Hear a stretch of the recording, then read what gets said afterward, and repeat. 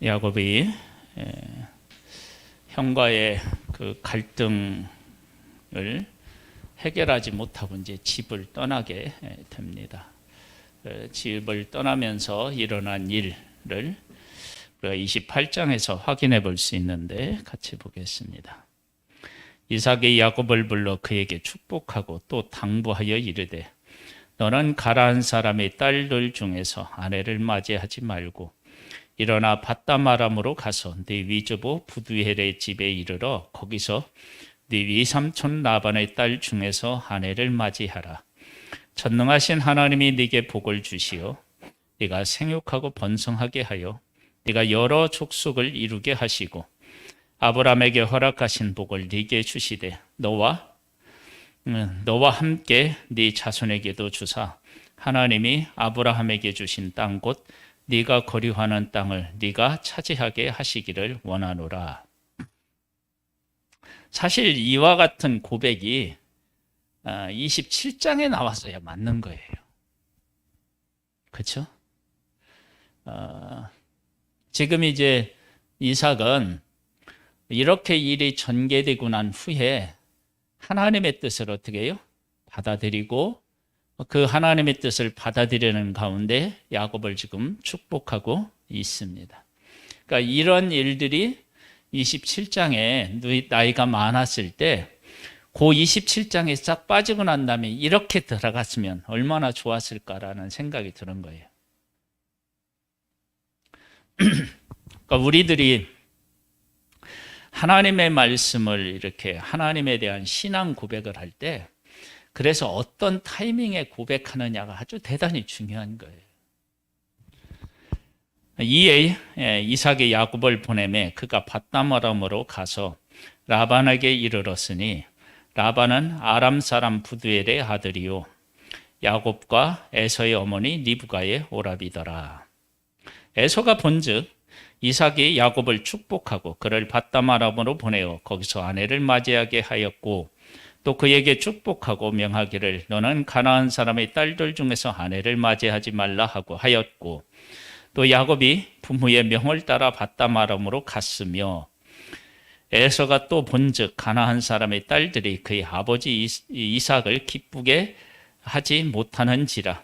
이에 에서가 이스마엘에게 가서 그 본초들 외에 아버지의 아들 이삭의 아브라함의 아들 이스마엘의 딸이요 느바숫의 누이인 마할랏을 아내로 맞이하였더라. 지금 에서를 보면 다시 아버지, 예전에 약속을 생각하지 않고 아버지가 에서를 사랑했잖아요. 그 사랑했던 그때를 떠올리면서 내가 이렇게 다시 사랑을 받았으면 좋겠다, 그런 마음이 있었던 것 같아요. 그런데 지금 이 이삭은 에서를 그렇게 지금 사랑하기가 어려워진 상황인 거죠. 이제 약속 안에서 대하는 거예요. 근데 이 약속을 하나님의 선택을 받은 이 가족이 약속 중심으로 이렇게 하나가 되었다라면 사실은 그렇게 풀기 어려운 것도 아니었을 텐데 그게 참 힘든 거예요. 왜냐? 인간은 죄인으로 태어나서 내가 최고이기를 원하고 내가 복받기를 원하는 그런 마음들이 있기 때문에 그렇습니다. 그래서 우리가 하나님의 뜻을 이루려면 우리의 그 어떤 죄성과 욕심 이런 것들을 내려놓는 것이 정말로 필요한데 이게 그것이 참 어려운 것은 또 사실입니다. 이제 야곱이 떠나는 거예요. 야곱이 브엘세바에서 떠나 하란으로 향하여 가더니 한 곳에 이르러는 해가 진지라 거기서 유숙하려고 그곳에 한 돌을 가져다가 베개로 삼고 거기 누워 자더니 꿈에 본즉 사닥다리가 땅 위에 서 있는데 그 꼭대기가 하늘에 닿았고 또 본즉 하나님의 사자들이 그 위에서 오르락 내리락 하고 또 본즉 여호와께서 그 위에 서서 이르시되 나는 여호와니 너희 조부 아브라함의 하나님이요 이삭의 하나님이라. 네가 누워 있는 땅을 내가 너와 네 자손에게 주리니 네 자손의 땅에 티끌 같게 되어 네가 서쪽과 동쪽과 북쪽과 남쪽으로 퍼져나갈지며 땅의 모든 족속이 너와 네 자손으로 말미암아 복을 받으리라.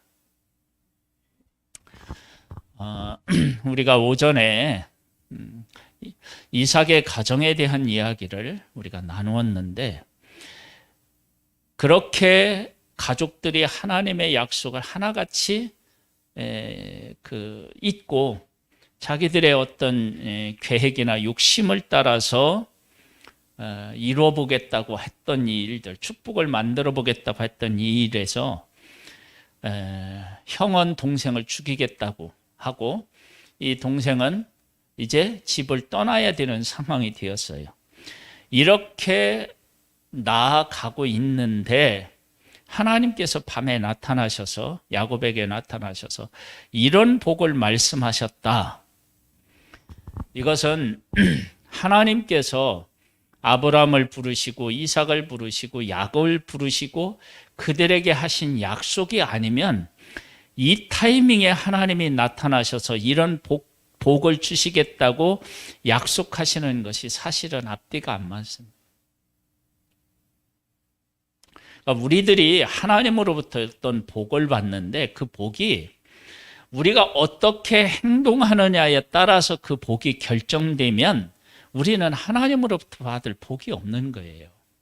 근데 하나님께서는 그래서 우리들에게 뭘 말씀하셨느냐면, 약속으로 그 일을 그렇게 해주시겠다고 미리 선언을 해 놓으시고 우리를 부르시고 이끄시는 거예요. 그러니까 이 야곱이 하나님으로부터 복을 받는데, 이들이 태어나기도 전에 하나님은 야곱을 선택해서 그를 통해서 아브라함과 이삭에게 약속하신 그 약속을 이어받아서 이루게 하시겠다고 선언하셨다고요. 그 선언이 오늘 야곱에게 하나님이 나타나셔서 이런 복을 명하실 수 있는 근거가 되는 거예요. 만일에 이 야곱이 행하는 행동에 따라서, 그가 가지고 있는 믿음에 따라서 하나님이 복을 주신다 그러면 이 복을 받아 누릴 수가 없는 거예요. 이건 죄를 가지고 있는 인간에게 하나님이 베풀어 주실 수 있는 최고의 은혜인 거예요. 어떤 행동을 하기 전에 하나님이 약속하시고 그 약속에 따라 복을 주시는 거예요. 바울은 예수님을 믿겠다는 생각을 하나도 한 적이 없어요. 예수 믿는 사람을 핍박했지. 근데 그가 다메섹으로 가는 그 길에서 하나님이 그를 만나서 변화시켜서 복음의 증인으로 만드는 거예요. 그러면 복음의 증인이 되었다라고 할 때 바울이, 이건 전적인 하나님의 용서와 부르심이 있었기 때문에 가능한 일이었다고요. 그래서 그러한 복은 예수 그리스도를 믿는 모든 사람에게 사실은 동일하게 적용이 되는 거예요.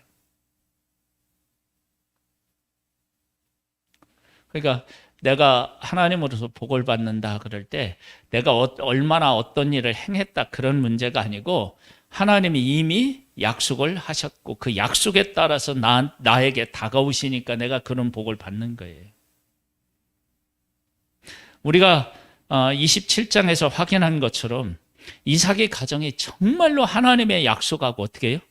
거리가 멀어요. 약속에 대해서 제대로 생각한 가족이 단 한 사람도 없었다고요.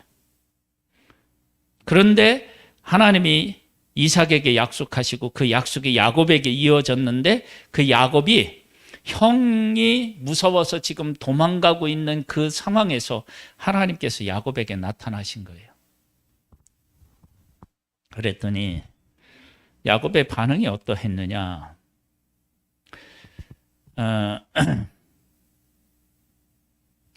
야곱이 잠을 깨어 이르되 여호와께서 과연 여기 계시거늘 내가 알지 못하였도다.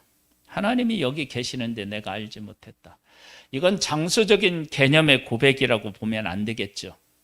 나라고 하는 한 존재가 하나님의 약속을 받을 만한 자격이 없는데 하나님께서 나에게 이런 복을 주셨다, 그렇게 이야기해야 맞겠죠. 여호와께서 과연 여기 계시거늘 내가 알지 못했다. 이 고백은 한편으로는 사실은 좀 슬픔도 간직하고 있어요.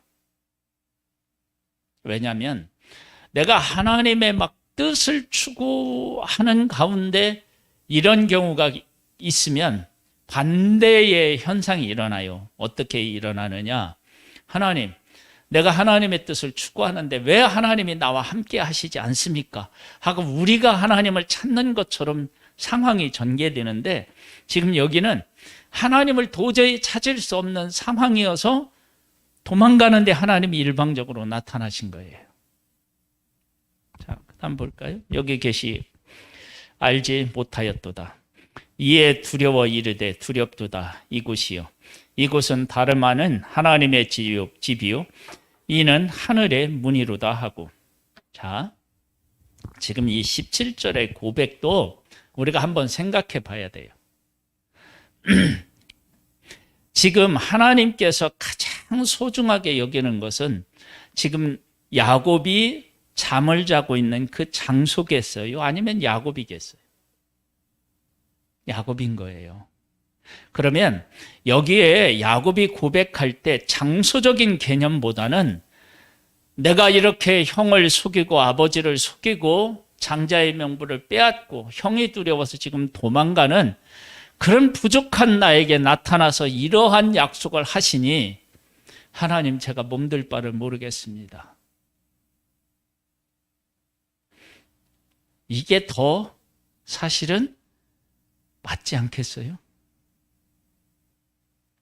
그러니까 지금 야곱이 하나님께서 자기와 함께 계시고 하나님께서 그에게 복을 주시는데 그 복에 대한 진정한 개념 자체도 지금 제대로 인식하지 못하고 받아들이지 못하는 가운데 있는 거예요. 이건 여기가 거룩한 땅이다 하기 이전에 하나님께서 나와 같은 존재를 하나님이 만나주셨구나 라고 하는 것을 더 크게 생각하고 그것을 고백했어야 사실은 맞죠. 장소가 아니라 자기 자신을 만나주시는 하나님을 고백해야죠. 아니 그런가요?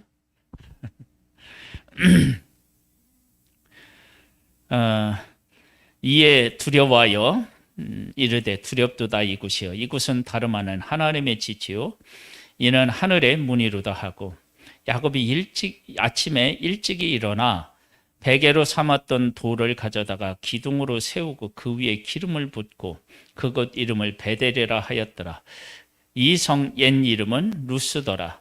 야곱이 서원하여 이르되 하나님이 나와 함께 계셔서 내가 가는 이 길에서 나를 지키시고 먹을 떡과 입을 옷을 주시어 내가 평안히 아버지 집으로 돌아가게 하시오면 여호와께서 나의 하나님이 되실 것이요 내가 기둥으로 세운 이 돌이 하나님의 집이 될 것이요 하나님께서 내게 주신 모든 것에서 10분의 1을 내가 반드시 하나님께 드리겠나이다 하였더라. 아멘.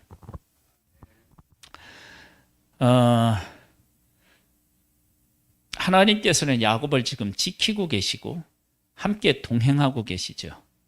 그렇죠? 이 땅을 떠나서 다시 이 땅에 돌아오기까지 하나님은 약속의 땅에 매여 있는 분이신가요? 아니죠. 근데 야곱은 약속의 땅을 떠나면서 이 약속의 땅을 떠나는 나에게 하나님께서 정말 함께 하실까? 이런 생각을 한 것처럼 보여져요. 근데 하나님은 약속의 땅에 매여 있는 분이 아니시라고요. 온 세상에 충만하신 분이시죠. 그러니까 우리들이 하나님을 만나서 하나님으로부터 어떤 하나님께서 하시고자 하는 이야기를 들어도 하나님이 어떤 분이시고 그 하나님이 내 삶에 어떻게 개입하셔서 일하시는지를 잘 못 깨달아는 거예요. 제한적으로 그냥 조금 안다 뿐이에요. 이런 부분에 대해서 우리들이 명확하게 우리 자신들을 이해할 수 있어야 돼요. 그러니까 제가 말씀을 보고 말씀을 깨달았다 한들 하나님이 이 말씀 속에 넣어놓으신 하나님의 크신 것에 비하면 아무것도 아닌 거예요. 지금 하나님께서 형의 낯을 피하여 도망가는 야곱을 만나서 말씀하시고 복을 주셨다고요. 근데 그렇게 말씀하시고 복을 주신 하나님의 복을 야곱이 해석해내는데 그 해석이 하나님께서 하시고자 하는 일에 대해서 바르게 깨달아 알고 고백했느냐? 그게 아닌 거라는 거예요. 그러니까 내가 하나님의 음성을 듣고 하나님으로부터 복을 받아도 그것을 제대로 인식하고 왜 이런 하나님의 은혜를 베풀어 주시는지를 깨달아 알고 그것에 맞게 내 삶을 드리는 일은 쉽지가 않은 거예요. 또 다른 문제가 있어요. 그래서 하나님으로부터 내가 복을 받았다라고 하는 어떤 음성을 듣고 하나님을 만났다고 하는 것이 복의 전부가 아닌 거예요. 근데 우리는 그렇게 하나님을 만나면 어떤 생각을 하냐면 하나님이 내게 만나가지고 복을 주시겠다 하셨다? 보통 이렇게만 생각하는 거예요. 그러니까 그렇게 말씀하신 하나님이 그렇게 찾아오셔서 말씀하신 하나님이 내 인생 가운데서 무엇을 이루고자 그렇게 나타나시고 말씀하셨는지를 제대로 모르는 거예요. 그런 것들을 잘 깨달아 알고 그 뜻에 따라서 순종하는 것, 이것이 정말 믿음의 깊이를 이야기하는 거예요. 우리가 금요일 날 수요일 날이죠. 수요일 날 창세기를 하고지요. 창세기 하는데 요셉의 이야기를 나누는데 요셉도 하나님께서 그에게 꿈을 주셨어요. 곡식단이 절하고 해와 달과 11별이 절하는. 근데 요셉이 그 꿈을 해석하기를 어떻게 해석하냐면 형들이 자기들에게 절하는 것을. 근데 사실 하나님께서 그 꿈을 주신 것은 요셉을 통해서 많은 사람들의 생명을 구원하기 위해서 그런 것이라고 하는 사실을 나중에 욥이 고백을 해요. 아니, 요셉이. 그렇게 고백하는데도 그 고백한 내용을 그의 삶에서 제대로 실천해내지 못해요. 그러니까 어떻게 되느냐. 형들을 정탐꾼이라고 막 몰아세워가고 형들로 하여금 공포, 두려움 속에 막 살아가도록 만들어요. 그래서 이 형들은 요셉에 의하여서 애굽에 와서 풍요로운 삶을 누리고 살지만 마음 한 구석에는 항상 뭐예요? 요셉에 대한 두려움에 사로잡혀서 살았어요. 요셉은 그걸 몰랐어요. 근데 나중에 아버지 야곱이 죽고 나자 형들이 찾아와서 아버지가 그러던데요, 형들을 용서하라고 했어요. 그 얘기를 듣고 요셉이 울어요. 하나님께서 우리를 구원하기 위해서 나를 먼저 보내주셨다. 그렇게 얘기를 하지만 사실 정탐꾼으로 몰아서 자기들이 그렇게 고통을 겪었던 그때를 잊지를 못하는 거예요. 그러니까 이 요셉 자체도 하나님이 주신 꿈에 대한 제대로 된 해석을 사실은 못한 거예요. 바로가 꾼 꿈에 대해서는 해석을 하고 거기에 대한 대비책을 완벽하게 세운 것처럼 보이지만 자기 자신의 주신 하나님의 꿈은 제대로 해석해내지 못하고 살아내지 못한 거예요. 사실은 하나님께서 요셉에게 원하신 것이라면 형들로 하여금 왔을 때 이미 그에게 무릎을 꿇고 절을 했으니까 이미 하나님이 하신 것은 이루어졌고, 그리고 이루어졌고, 하나님이 나로 하여금 이렇게 애굽에 오게 한 것은 생명을 구원하기 위해서 오게 하셨다. 그걸 알았으면 자기의 정체를 딱 밝혔으면 그 다음에 형들은 요셉이 정말로 그렇게 하나님이 하실 일을 이해하고 우리를 용서했구나, 그렇게 받아들였을 거예요. 그러니까 우리들이 이런 측면에서 보면 하나님의 말씀을 듣는 것이 전부가 아닌 거예요. 지금 여기에 지금 야곱이 하나님께서 나타나셔서 만나주시고 그에게 복을 주셨어요. 그랬는데 그 복에 대해서 제대로 이해하거나 해석해내지 못하잖아요. 우리가 보니까. 첫 번째 뭐가 어렵다고요? 이 땅의 문제가 아니라 자기 자신을 하나님이 만나주신 거예요. 이 땅에 대한 약속은 이미 하나님이 하셨고, 그리고 이 땅이, 약속의 땅이 이 땅만 아니라 다른 땅도 다 있어요. 그러니까 진짜 중요한 건 뭐냐면 하나님께서 자기처럼 부족한 존재를 만나주시고 약속하셨다라고 하는 것이 더 중요한 거예요. 그런 고백이 사실은 제가 봤을 때는 나왔어야 맞다고 봐요. 근데 그런 약속이, 그런 게 없는 거예요. 그 다음에 이제 내가 갔다가 여기에 편안하게 돌아오면 우리가 내가 쌓은 이 돌은 하나님이 전이 될 것이고 막 이렇게 이야기를 해요. 그러면 하나님께서 지금 여기에 나타나신 것은 여기 위에 보면 약속이 다 있어요. 약속이 뭐라고 약속하시냐면 그 13절로부터 다시 보면 또 본즉 여호와께서 그 위에 서서 이르시되 나는 여호와니 너의 조부 아브라함의 하나님이요 이삭의 하나님이라. 네가 누워있는 땅을 내가 너와 네 자손에게 주리니. 이미 하나님이 약속하셨어요. 그럼 아멘 하면 되는 거예요. 네 자손의 땅에 티끌같이 되어 네가 서쪽과 동쪽과 북쪽과 남쪽으로 퍼져나갈지며 땅의 모든 족속이 너와 네 자손으로 말미암아 복을 받으리라. 그러면 야곱이 지금 결혼하지 않고 갔는데 그 이후에 결혼을 해서 자녀를 낳고 그 자녀들이 번성할 것이라고 하는 것을 이미 하나님이 말씀하셨어요.